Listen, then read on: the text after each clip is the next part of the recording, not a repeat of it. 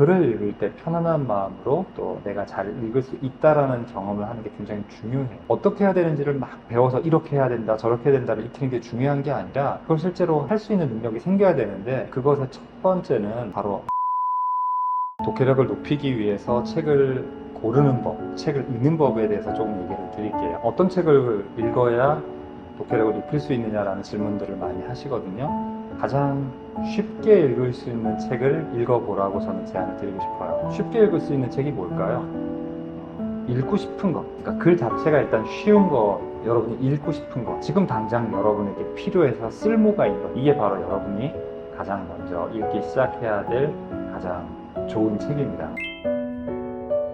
그럼 이제 어떻게 읽어야 되냐고요? 일단은 쉬운 책, 여러분이 궁금해하고 알고 싶어하는 책을 골랐으니까 그냥 읽으면 되죠.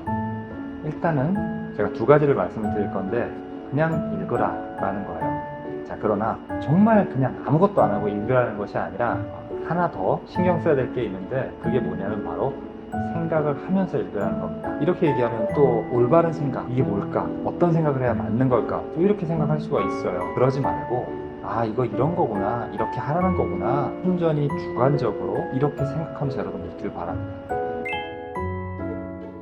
왜 쉬운 글을 읽고 여러분이 주관적으로, 주도적으로 생각을 하면서 읽으라고 이야기를 하냐면, 글을 읽을 때 편안한 마음으로 또 내가 잘 읽을 수 있다라는 경험을 하는 게 굉장히 중요해요. 글을 잘 읽지 못하시는 분들은 굉장히 마음 졸여하고, 그래서 자신이 갖고 있는 여러 가지 능력들을 일단 최대한 발휘하지를 못해요.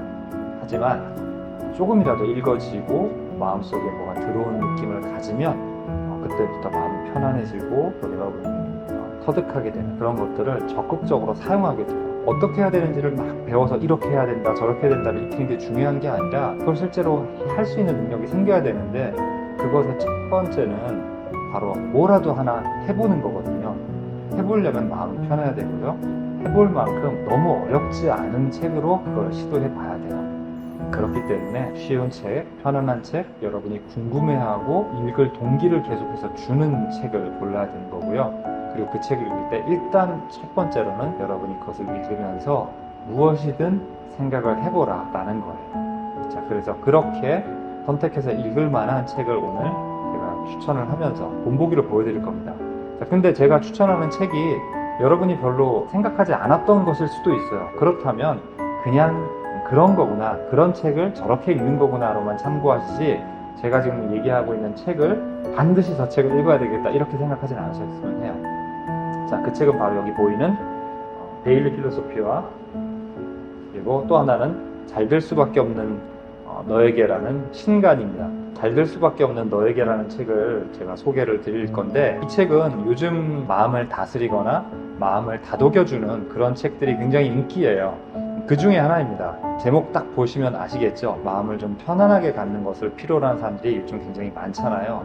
본인이 그렇다면 이런 책을 읽어보세요. 물론 독해력을 높이기 위해서는 좀 도움이 되는 책을 읽어야 되지 않는가 이런 생각 하실 수가 있는데, 그런 생각 싹 접으시고 아까 제가 얘기한 것처럼 여러분을 진짜 위로해 줄 수 있고 여러분의 마음을 좀 편안하게 가져갈 수 있는 이런 책을 한번 골라보세요. 그런 다음에 내가 아까 말씀드린 나 스스로의 생각을 한번 해보자라는 거죠. 독서를 하면서 편안한 마음 다음으로 생각을 주도적으로 하는 데 도움을 주는 그러한 특징을 갖고 있는 책이기 때문에 제가 이걸 얘기를 합니다.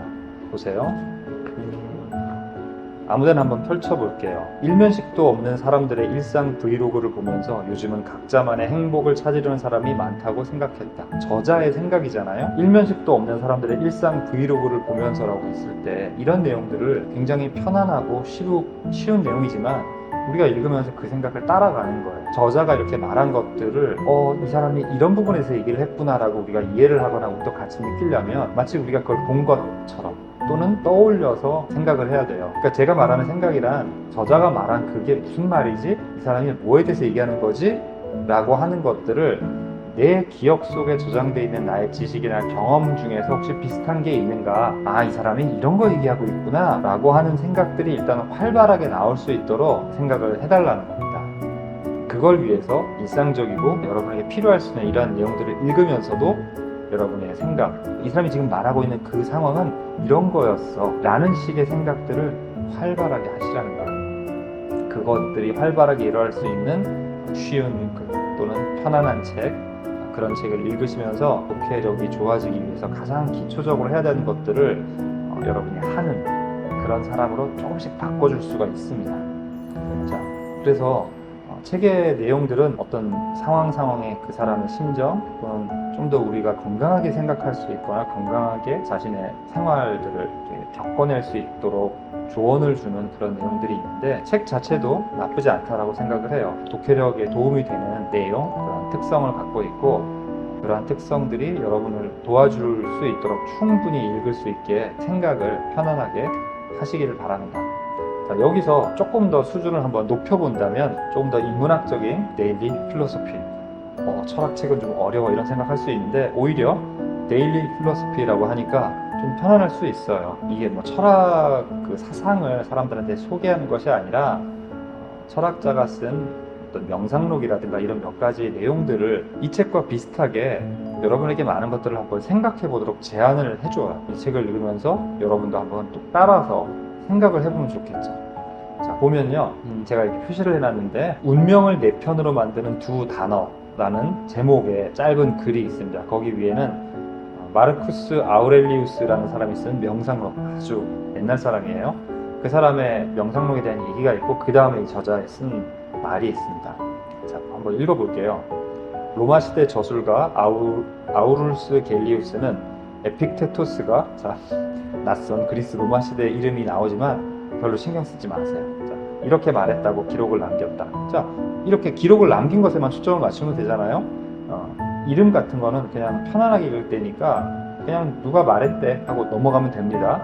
자, 만일 누군가가 두 단어를 마음에 새긴 뒤 그것으로 마음을 다스리고 자신을 돌본다면 그는 더할 나위 없이 완벽한 평정심의 길로 들어설 수 있다.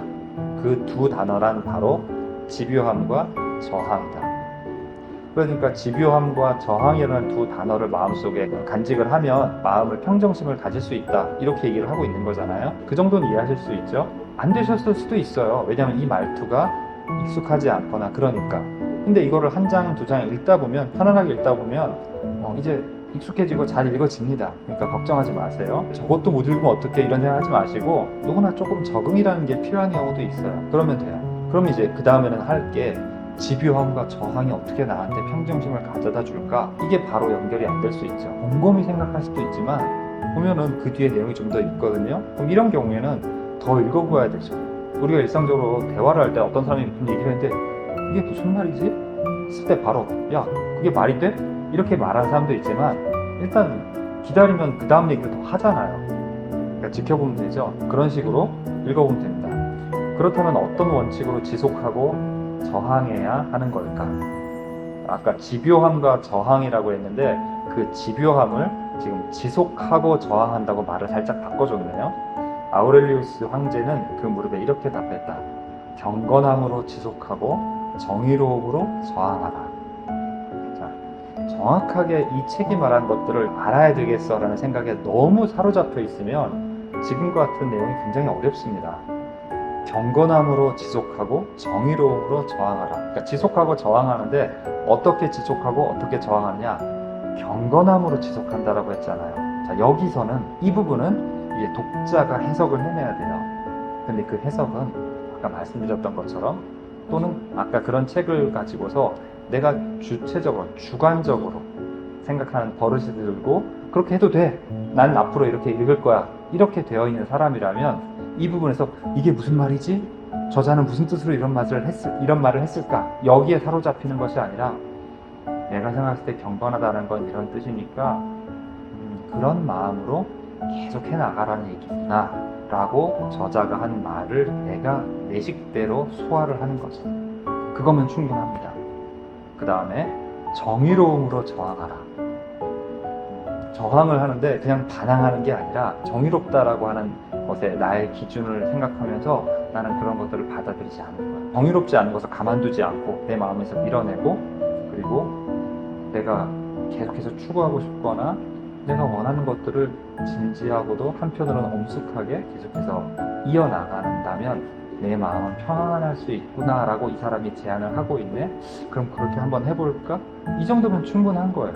제가 한 지금 이 해석은 저의 것이지 여러분에게 제가 이렇게 하는 겁니다, 이겁니다 라고 말씀드린 건 아니에요. 그냥 제가 한 방식을 보여드린 거죠. 자, 그러니까 여러분들은 이러한 책이든 또는 이러한 책이든 또는 여러분의 수준에 여러분이 지금 편안하게 할 수 있는 어떤 책을 잘 골라서 이런 식으로 읽어 나가시길 바랍니다. 독서 능력을 더 높이고 또 책을 통해서 얻는 즐거움이나 여러 가지 유익을 가져다 줄 수 있도록 책을 고르는 방법 중에 하나, 그리고 책을 읽는 방법 중에 하나, 이렇게 설명을 드렸습니다.